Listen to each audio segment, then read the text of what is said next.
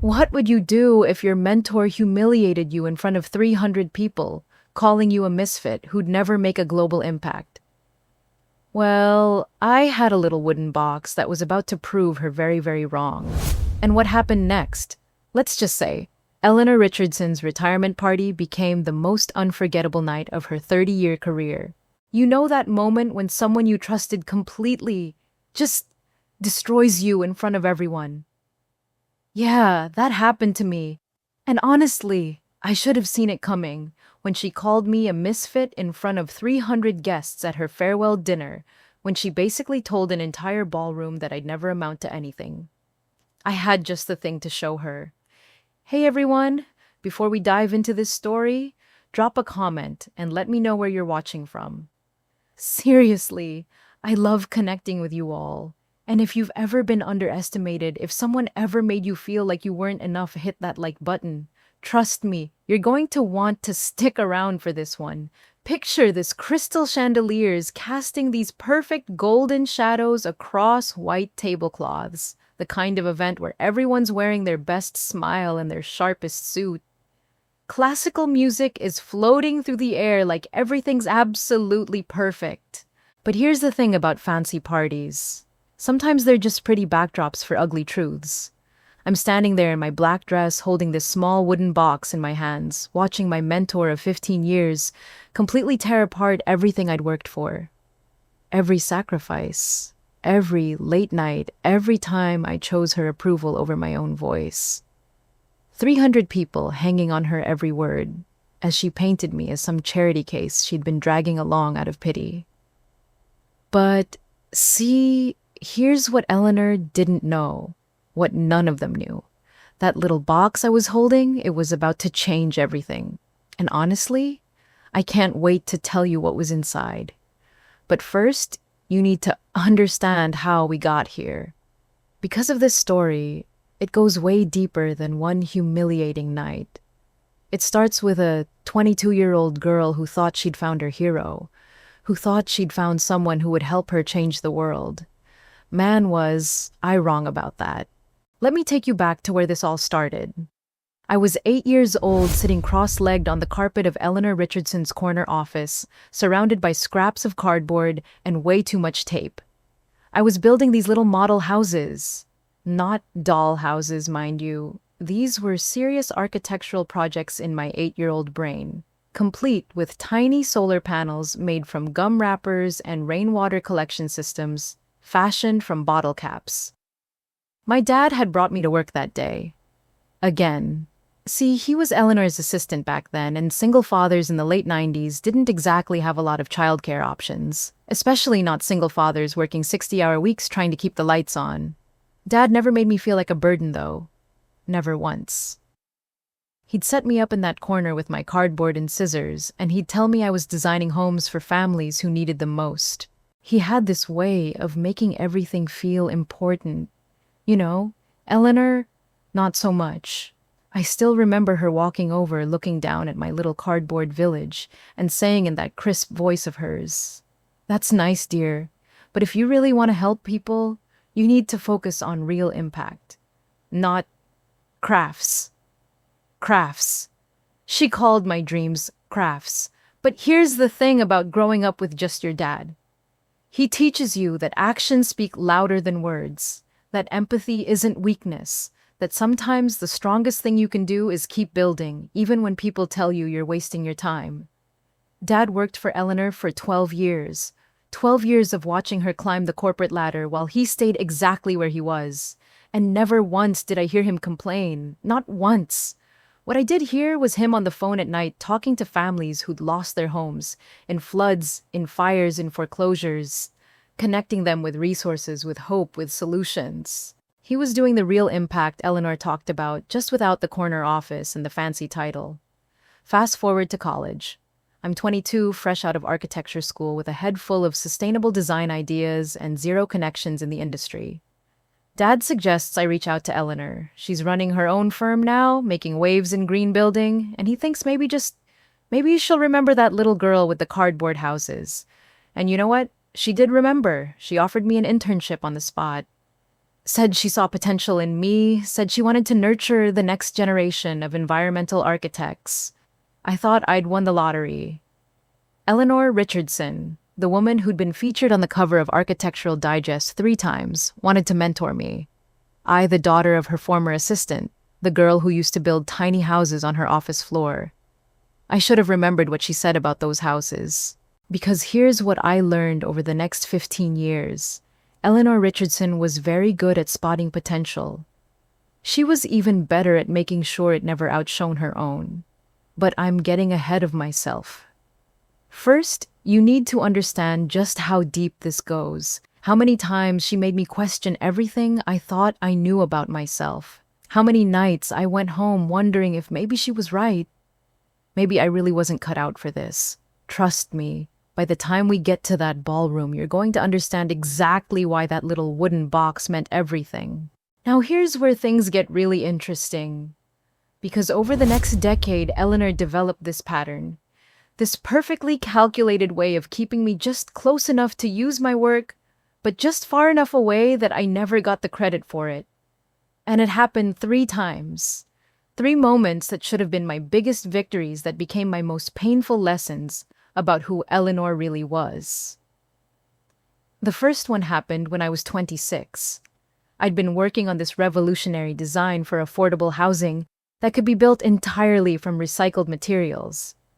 18 months of research, of testing, of late nights in the lab perfecting every detail. The project was my baby. And then it won the National Sustainable Design Award, the biggest honor in our field. I remember getting the call sitting in my tiny apartment, just staring at the phone, thinking, this is it. This is my moment. Eleanor called an all-hands meeting the next morning, gathered the entire staff in the conference room to announce our big win. Our win. I'm so proud of our junior team, she said, for their contribution to this groundbreaking project. Junior team. Not me. Not the person who'd spent a year and a half living and breathing this design. The junior team. I sat there in that meeting, watching her accept congratulations from everyone in the room, and I just smiled, clapped along with everyone else, because what was I supposed to do? Stand up and say, actually, that was all me. That was the first crack in my faith in her. But it wasn't the last. The second moment happened 3 years later. Eleanor had landed this massive client. A tech company wanted to build a carbon-neutral campus, and they were willing to pay 8 figures to do it right. The only problem Eleanor had overpromised on the timeline, and with 2 weeks until the presentation, we had nothing. Nothing. No designs, no materials, list, no environmental impact studies, just a big fat contract and a room full of executives expecting miracles. So I did what I always did. I disappeared into my office for 72 hours straight. I lived on coffee and determination sketching designs, running calculations, creating a presentation that would not just meet their expectations, but blow them away. And it worked. The client loved it. Signed on the spot for the biggest contract in our firm's history. Eleanor was practically glowing as she shook hands with their CEO. But here's the kicker. When the trade magazines wrote about it, when the industry blogs covered our big win, Eleanor's quote was, "This project represents everything our firm stands for." I'm particularly proud of how we brought a fresh perspective to sustainable design. We, our firm, fresh perspective, not a single mention of my name, even though she'd literally presented my slides word for word. Voice becomes frustrated. When I brought it up to her later, she just smiled and said, "Madeline, you're part of the team. When the team succeeds, you succeed. Right? Except when it came time for bonuses, when it came time for promotions, when it came time for recognition, somehow I was always just part of the team. But the third moment was when I finally started to see Eleanor for who she really was. 5 years ago, Eleanor was chosen to keynote the International Green Building Conference, the biggest event in our industry with over 2,000 attendees from around the world, and she decided to make her speech about mentorship. I was so excited. Finally, I thought she's going to acknowledge what we've built together. She's going to talk about our journey, about how she had helped shape my career.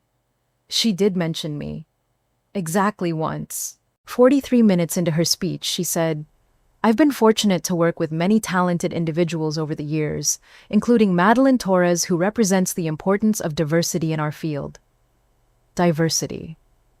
That's what I was to her. Not talent, not innovation, not 15 years of dedication. Diversity. I sat in that audience of 2,000 people, listening to her talk about the importance of lifting others up, of creating opportunities, of believing in the next generation. And I realized that to Eleanor, I wasn't a protege. I wasn't even really a colleague. I was a prop, a diversity hire she could point to when people asked about her commitment to inclusion, a name she could drop when she needed to seem progressive. That night, sitting alone in my hotel room, I made myself a promise. I was done waiting for Eleanor to see my worth. I was done hoping she'd finally give me credit. I was done being grateful for scraps from her table. It was time to build my own table. And when I finally had something real to show, for all those years of being overlooked and undervalued, Eleanor Richardson was going to be the first person to see it. I just never imagined it would happen quite the way it did. So I did something Eleanor never expected me to do. I left. Not dramatically. Not with some big confrontation or resignation letter. I just quietly started saying yes to opportunities that took me away from her orbit. Consulting projects in Amsterdam, speaking engagements in Tokyo, design competitions in Sao Paulo. And you know what happened when I stopped waiting for Eleanor's approval? When did I stop trying to fit into her vision of who I should be? I started thriving. That affordable housing design she'd buried, I refined it, partnered with a nonprofit in Costa Rica, and we built an entire village for families displaced by climate change. 87 homes, completely sustainable, completely affordable, and it caught the attention of the United Nations. The carbon-neutral campus design she'd taken credit for, I used those same principles to redesign refugee settlements across 3 continents, turned camps into communities, gave people dignity, along with shelter. Within 2 years, I wasn't just another architect anymore. I was the architect that other architects called when they wanted to change the world. Chen & Associates, one of the top global firms, offered me a partnership, not an entry-level position, not a senior associate role, a full partnership with my name on the letterhead, and a budget that was bigger than Eleanor's entire annual revenue. I called Eleanor to tell her the news. I guess some part of me still wanted her approval, still wanted her to be proud of what I'd accomplished. That's nice, Madeline. I always knew you'd land somewhere eventually. Land somewhere eventually. Like I'd just stumbled into success instead of building it from the ground up. That's when I realized something that probably should have been obvious years earlier. Eleanor wasn't just indifferent to my success. She was threatened by it. For 15 years, I'd been her proof of concept, the girl from humble beginnings who she'd graciously elevated, her diversity success story, her charitable project. But now I was something she'd never planned for. I was her equal. Actually, if we're being honest, I was surpassing her in ways that made her deeply uncomfortable. The architecture world is smaller than you'd think. Awards ceremonies, conferences, and industry magazines. We started showing up in the same spaces, but now I wasn't Eleanor's mentee anymore. I was her competition, and Eleanor Richardson did not handle competition well. So when the invitation arrived in my mail 3 months ago, I almost threw it away without opening it. Eleanor Richardson requests the honor of your presence at her farewell celebration marking 30 years of innovative leadership in sustainable architecture, a retirement party. After 3 decades of building her empire, Eleanor was finally stepping down, and for some reason, she wanted me there. I stared at that invitation for a week. Part of me wanted to RSVP no and be done with that chapter of my life forever. I'd built something beautiful without her. I'd proven everything I needed to prove. But there was another part of me that was curious. What could Eleanor possibly have to say at her farewell? How would she frame her legacy? And would she finally, after all these years, acknowledge what I'd accomplished? So I decided to go. Not because I needed her validation anymore, but because I wanted to see how this story would end. I had no idea I'd be writing the ending myself. The week before the party, something interesting happened. I was cleaning out my office, packing up for a move to our new headquarters, when I found this old wooden box my dad had given me years ago. He'd made it himself back when I was in college. Told me to keep my most important things in it. My first award certificate photos from my early projects and letters from families whose lives had been changed by my work. Everything Eleanor had overlooked. Everything she'd dismissed as not quite good enough for her attention. I held that box in my hands, and I thought about that little girl building cardboard houses on Eleanor's office floor, about all the dreams she'd called crafts, about all the potential she'd tried to contain, and that's when I knew exactly what I needed to bring to her farewell party. Because it was time Eleanor Richardson learned the difference between mentoring someone and trying to control them. And I had 15 years worth of proof sitting right there in my hands. The Meridian Hotel Ballroom, 300 of the most influential people in sustainable architecture, all dressed in their finest, all there to celebrate Eleanor Richardson's legendary career. I walked in wearing a simple black dress, carrying that wooden box, and I felt like I was walking into a museum exhibit of my own past. These were the people who'd watched Eleanor's rise to power. Many of them had watched me grow up in her shadow. The cocktail hour was exactly what you'd expect. Air kisses, networking, and people positioning themselves for the perfect photo opportunity. I smiled, made small talk, and kept that box close to my chest. Then the lights dimmed, and Eleanor took the stage. She looked stunning. I'll give her that. A cream-colored suit that probably cost more than most people's monthly rent. Her silver hair perfectly styled, that confident smile that had launched 1,000 magazine covers. The tribute video started playing on the massive screens around the room. 30 years of Eleanor's greatest hits, groundbreaking projects, award ceremonies, magazine covers, speaking engagements, and her mentees. Oh, the mentees. David Chen, now running his own firm in Seattle. Marcus Williams, who'd just been featured on the cover of Architectural Review. Jonathan Pierce, whose TED Talk had been viewed 3 million times. All men. All given prime positioning in Eleanor's legacy video. All people she'd genuinely championed and supported.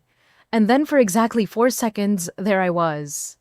8 years old, sitting on Eleanor's office floor with my cardboard houses.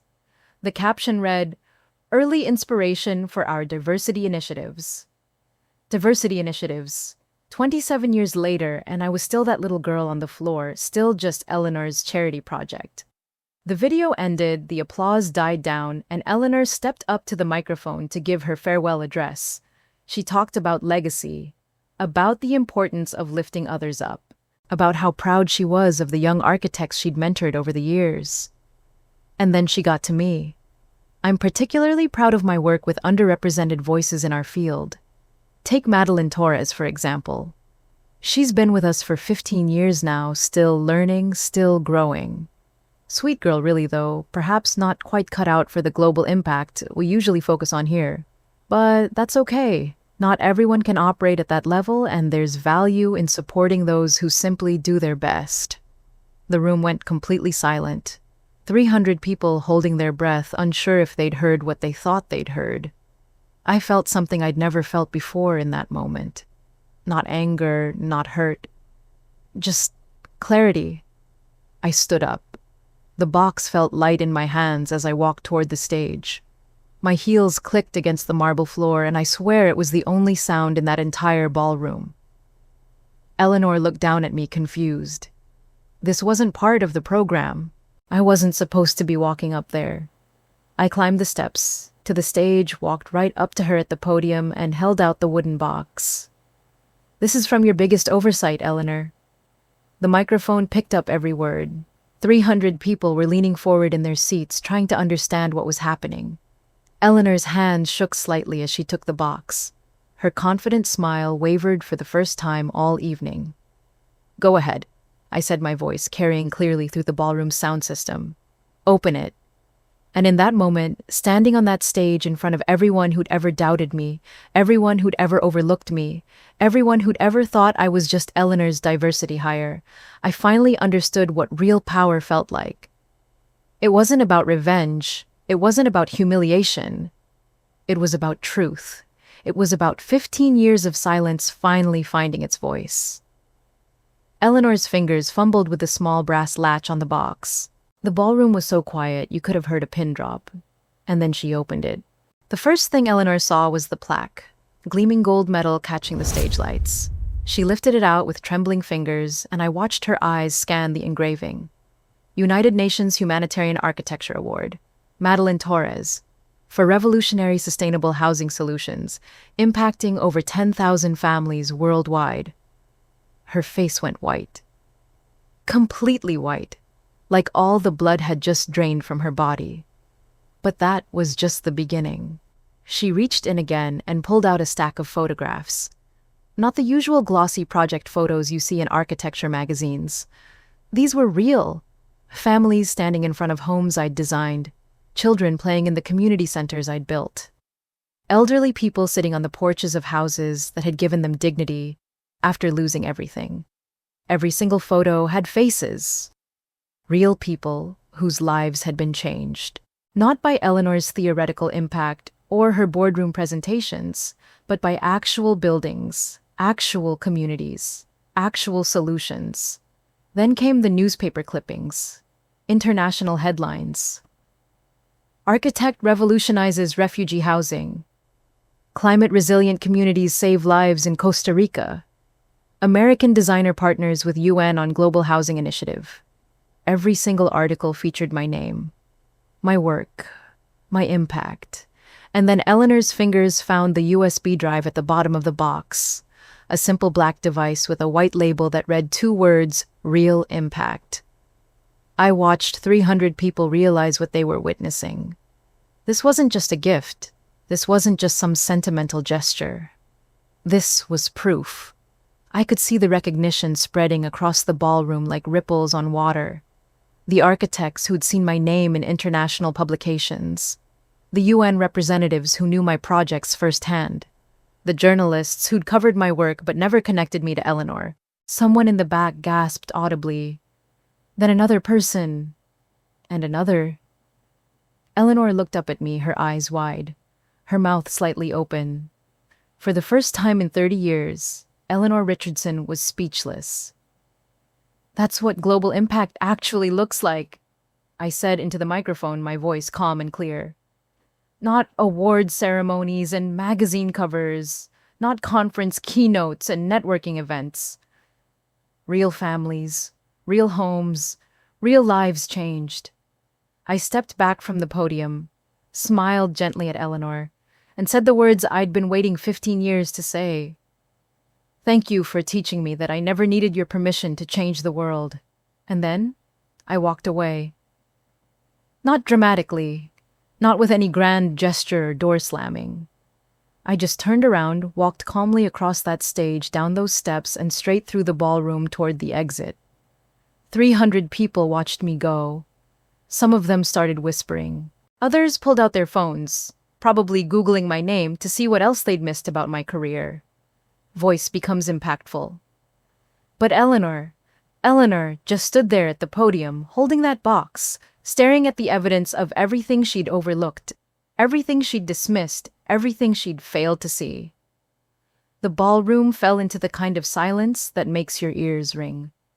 The kind of silence that happens when everyone realizes they've just witnessed something they'll be talking about for years. As I reached the ballroom doors, I heard Eleanor's voice come through the speakers behind me. Shaky, uncertain nothing, like the confident woman who'd taken the stage 20 minutes earlier. I think we should take a short break. I didn't look back. I walked through those doors, through the hotel lobby, and out into the cool evening air. And you know what? I felt standing there on the sidewalk.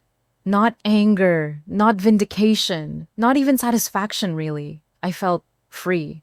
For 15 years, I'd carried Eleanor's opinion of me like a weight on my shoulders. Her approval had been the measuring stick for my worth, her recognition the prize I'd been chasing.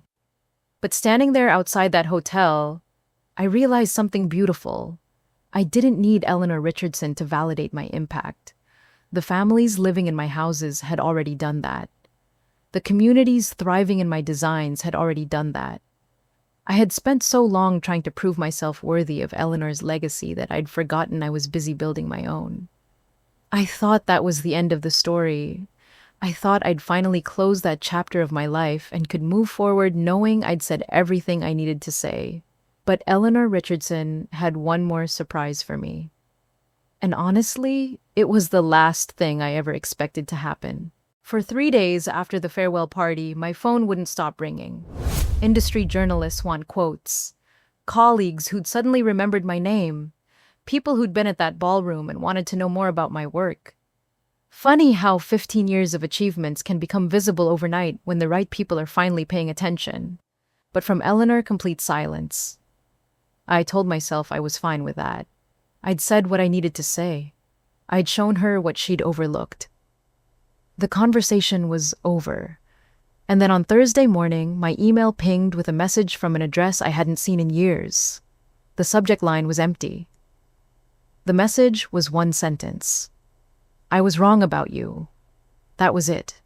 4 words. No elaborate apology, no explanation, no attempt to justify 15 years of overlooking my potential. And you know what? I appreciated that. Eleanor wasn't trying to make excuses or rewrite history. She was just acknowledging a truth that had taken her 3 decades to see. But that wasn't the end of it.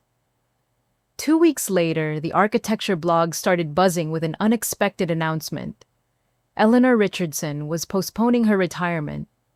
At 67 years old, after 30 years of building her empire, she was starting something completely new. A mentorship program specifically for female social innovators.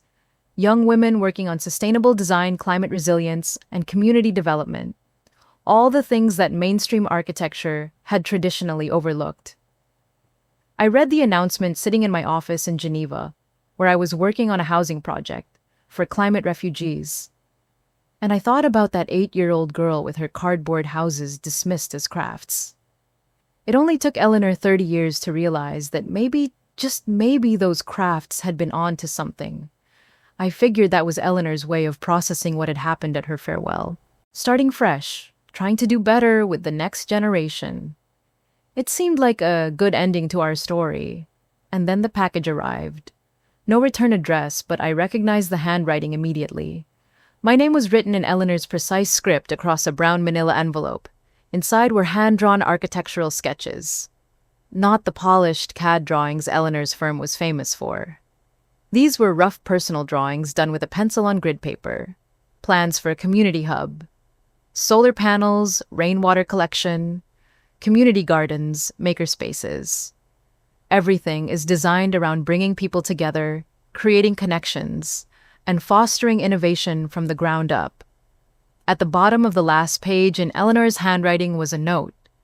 Madeline, I spent 30 years building buildings. You've spent 15 years building communities. Help me learn the difference. Help me build what matters. I sat there holding those drawings, and for the first time in 15 years, I saw Eleanor Richardson as something other than my mentor or my obstacle. I saw her as someone who'd spent her entire career being told that success meant awards and recognition and magazine covers. Someone who'd never learned that real impact happens in the quiet moments when a family has a safe place to sleep, when a community has space to grow, when people have dignity, along with shelter. She'd built an empire, but I'd built something she was only beginning to understand. And for the first time in her career, Eleanor Richardson was asking for help. I could have ignored the package. I could have filed it away as too little too late. I'd already proven my point, already validated my worth, already moved beyond needing anything from Eleanor. But there's something powerful about the moment when your former mentor becomes your student. When the person who once dismissed your dreams asks you to teach them how to dream differently. So I picked up my phone and dialed a number I hadn't called in 3 years. Eleanor, it's Madeline. I got your drawings. Let's talk. We met at a small cafe in downtown Portland. Not the kind of place Eleanor usually frequented. No white tablecloths or wine lists, just wooden tables, local art on the walls, and the kind of community energy that had become my specialty. Eleanor arrived first, which surprised me. She was sitting by the window when I walked in, her silver hair catching the afternoon light, those architectural drawings spread across the table, like she'd been studying them for hours. She looked up when I approached, and for the first time in 15 years, I didn't see my intimidating mentor. I saw a woman who'd spent her entire career being right about everything, trying to figure out how to be wrong with grace. We spent 3 hours going through those plans. I showed her how to design spaces that invited community rather than impressed visitors, how to build with local materials, local labor, local knowledge, how to create something that belonged to the people who would use it, not just the architect who designed it. And Eleanor listened, really listened, asked questions about soil composition and drainage patterns and community input processes, things she'd never had to consider when she was designing monuments to her own vision. At one point, she looked up from the drawings and said something that caught me completely off guard. Madeline, I need you to know something. When I saw that USB drive when I went home and watched everything you'd accomplished, I didn't just realize I'd been wrong about your potential. I realized I'd been wrong about what potential even meant. She paused, choosing her words carefully. I spent 30 years teaching young architects to build impressive buildings. You taught yourself to build hope, and that's not something I can take credit for or take away from. That's who you are. I won't lie. I got a little emotional in that moment, because that wasn't just an apology. That was recognition of something I'd always known, but never heard acknowledged. My impact wasn't in spite of my approach. It was because of it. We worked on those community hub plans for 6 months, not as mentor and student, but as equals. Eleanor brought her technical expertise and industry connections. I brought my understanding of community needs and sustainable systems, and we created something beautiful. Not just the building design, but the process itself. Community input sessions, local hiring commitments, and educational partnerships with nearby schools. The kind of project that would keep giving back long after the construction was finished. The groundbreaking ceremony was scheduled for a crisp October morning. 200 people gathered on what had been an empty lot in East Portland, about to become a hub for innovation education and community connection. Eleanor asked me to give the keynote address. Me, the woman she'd once dismissed as nice, but not cut out for global impact. I stood at that podium looking out at faces that represented everything I'd learned to value. Community leaders, local families, young architects, environmental activists, people who understood that real change happens from the ground up.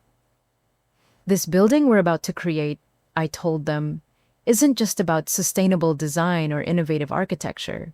It's about something much more fundamental. It's about the truth that the best solutions come from the people who understand the problems most intimately. For too long, we've designed communities from the outside in. Today, we're committing to design from the inside out. With you, for you, because of you. The applause was warm and genuine, not the polite clapping you hear at industry events, but the kind of appreciation that comes from being truly heard and understood. As I stepped away from the podium, Eleanor was waiting for me. She pulled me into a hug that felt nothing like the distant professional embraces we'd shared over the years. And then she whispered something in my ear that I'll remember for the rest of my life. You always had what it takes, Madeline. I was just too afraid to admit that what you had was better than what I was teaching. 6 months later, the community hub opened its doors. It's everything we designed it to be and more. A place where local entrepreneurs test their ideas, where kids learn about sustainable technology, and where neighbors gather to solve problems together. Last week, I got a photo in my email.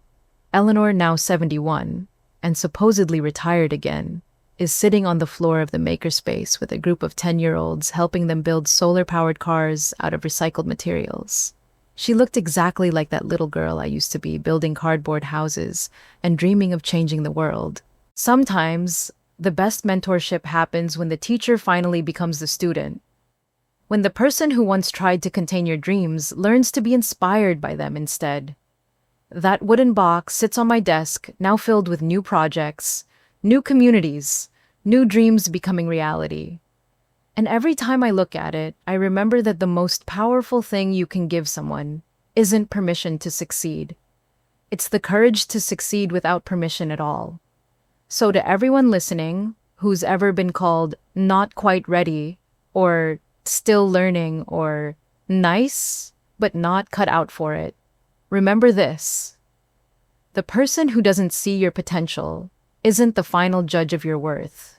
Build your cardboard houses, dream your impossible dreams, and when someone tells you it's just crafts, show them what real impact looks like. Trust me, the world is waiting for what only you can build. If this story resonated with you, if you've ever been underestimated or overlooked, hit that subscribe button and the bell icon. I share stories about resilience, growth, and finding your voice when the world tries to silence it. Drop a comment and tell me about a time someone underestimated you. How did you prove them wrong? I read every single comment and I love hearing your stories. Remember, you don't need anyone's permission to build the life you want. Thanks for listening, and I'll see you in the next one.